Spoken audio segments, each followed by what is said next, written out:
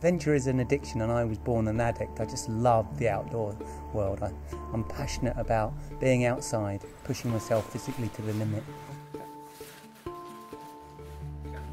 This is one of my favourite places. I love coming here. I've been coming some 25 years just to come outside and watch the stars and the satellites and see the sea. It's just such a beautiful place. The first idea of rowing across the Atlantic Ocean was sort of dreamed up in the caves here.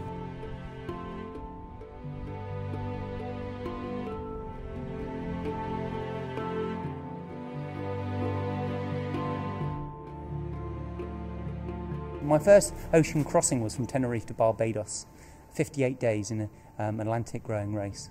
And it really inspired me to want to go and have another go and set records. It's all about breaking records at that stage. I was very competitive. 2004, I came very close to death. I was rowing across the North Atlantic Ocean. Hurricane Alex had tracked us across, and I started really fearing for my life.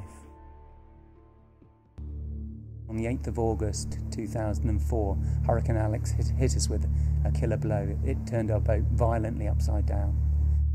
The sea just sucked me up, and I was like a small twig being washed away from this tiny little 33-foot rowing boat.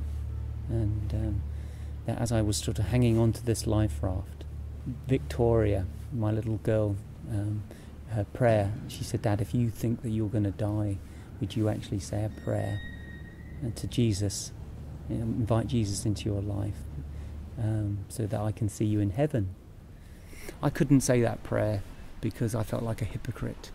There I was, it was all my own doing, all my own, I'd got myself into that place, and it was a case of,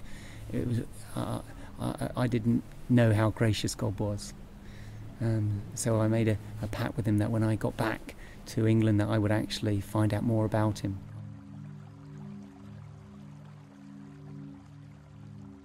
So we got in a life raft that was no bigger than a children's paddling pool, and spent one of the worst nights of my life being tossed and turned. And then at daybreak at 7 o'clock we heard a Nimrod plane circling around us.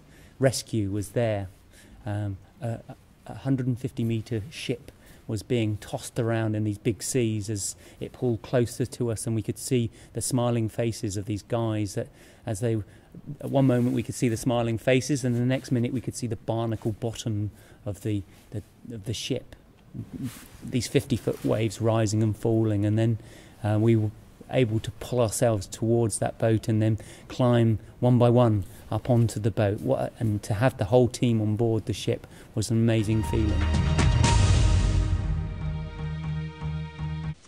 Now, they were just 300 miles away from setting a new transatlantic rowing record when a freak wave hit their boat, the Pink Lady. This is just a storm we couldn't escape from, a rogue wave, rogue storm. We had a lot of bad weather on this. When we came back to Southampton, it was such a fantastic feeling to hug my family again and hold them in my arms. And I got in the car to drive home, and I said, one of the first things I said, that I was actually going to go on an alpha course, and there was this big, huge cheer from the back of the car, because, you know, Dad was going to find out a little bit more about God.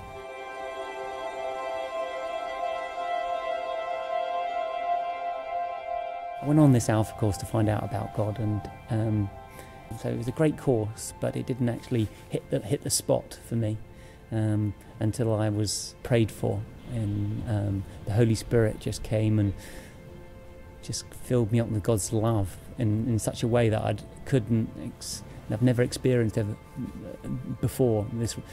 I lay on the ground and was just completely and utterly surrounded by God's love, and it just completely and utterly changed my whole life from that point. I was very self-driven, and my heart changed totally for people. I noticed people like the homeless people on the streets and got involved with feeding of the homeless people, which I couldn't have done before.